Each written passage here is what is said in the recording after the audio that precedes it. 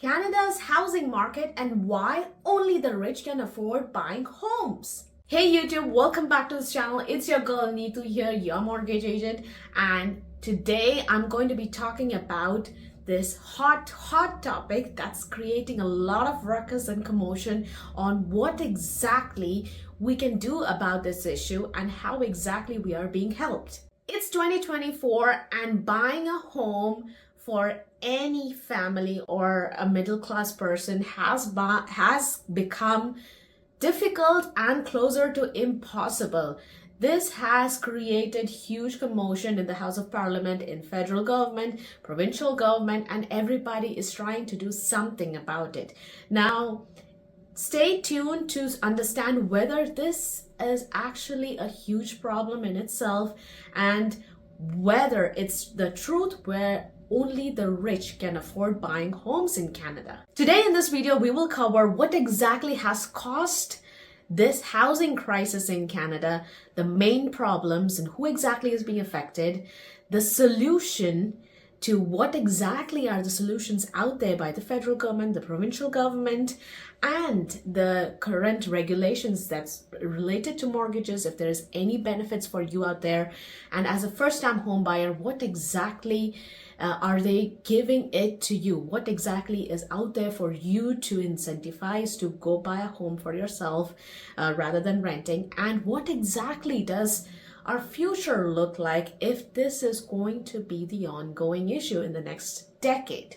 So how did we even come to this problem? Let's take a look at this article where it says home ownership has been becoming only for the rich. 4 out of 5 readers fear this. Now, even if you take a deep dive on this data, where the same article shows that about 80% of Canadians believe that this statement is true, which brings me to the next category, which they say that even if you look at age, the age category below the age of 40, look at this, 99% of people under the age of 40 thinks that it's only for the rich. There is no way that they can buy. This is not the problem only in Ontario, only across British Columbia. Now that's going to be, or very soon is becoming, or has become a problem even in Alberta. If you look back in the timeline, what has made Canada to cause this housing issue that we are facing right now?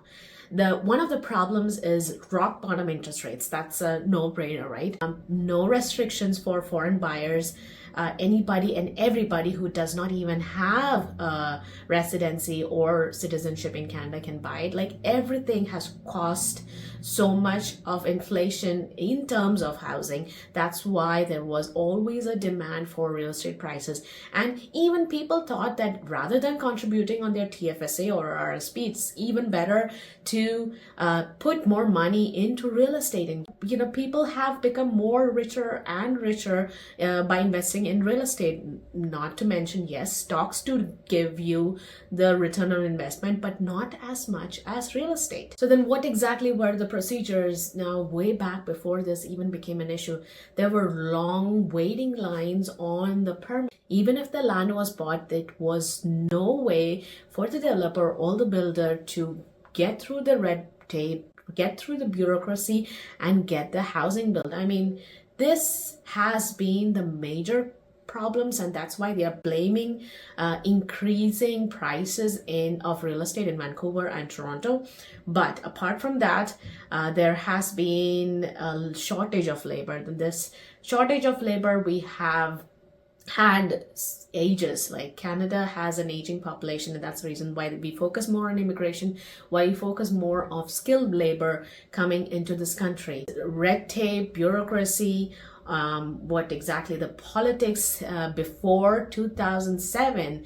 Did you know that there was 40 years amortization, which means people had to pay less monthly payment if they had bought a home back in the day, in 1990s or in the year 2004, just less than 300,000. Huge detached homes right in the city of downtown for Vancouver or in Toronto, they bought for less than $300,000, and the amortization was stretched to 40 years. So they could have taken the time to pay off, and it was much easier than it is now, which is only 25 years.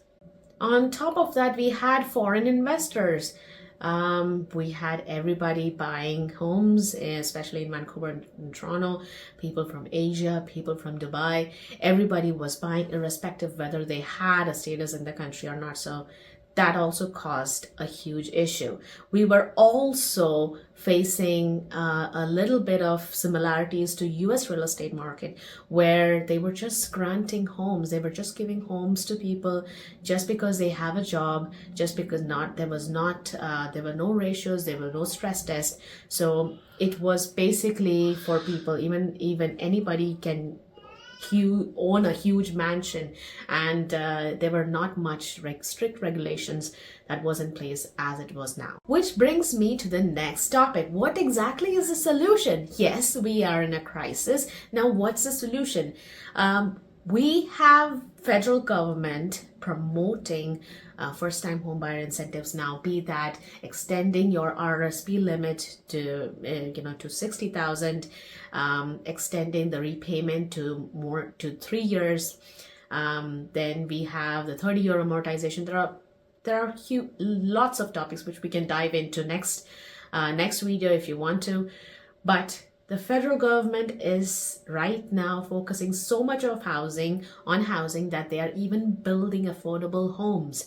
Now, that comes to, they are giving away funding to the provincial government who would abide by the terms and conditions on what exactly the federal government is saying. If they abide by that, then provincial government is going to get that funding from the federal government. Check out my Instagram or TikTok to understand what exactly has the government's been doing provincially and federally, to understand where exactly the funding has been going in terms of affordable housing, in terms of first time home buyers incentives. You can check those videos out and let me know in the comments if you want to hear a detailed topic. Point number 3, what can you do because of this problem and all these possible solutions that's available to you. I would say if you're a first-time home buyer, get started on your starter home. Just look at this way. You're paying rent for so much amount. Why don't you pay the same amount in a mortgage payment? It's simple. You're not paying somebody else's mortgage, but you are having your own real estate. You're building your own equity. You're finally getting, you're finally a homeowner. So you would want to put that money, that rental income, into that rental payment that you're paying somebody else, to your mortgage payment. That's how I would start, and that's how I started way back in 2016, with just a minimum down payment of 5% for a condo, which is in the range of 300,000 right now. You can buy, just for $15,000, you can buy a condo in Calgary.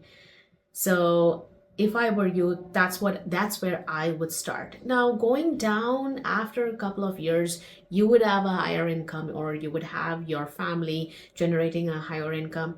Then you can start looking into whether you're going to be selling this house or putting this house on rent, this condo on rent, and then moving on to a bigger house as and when your family. With that being said, if anything resonated in this video with you, please like, comment, and subscribe, and we will see you in the next video.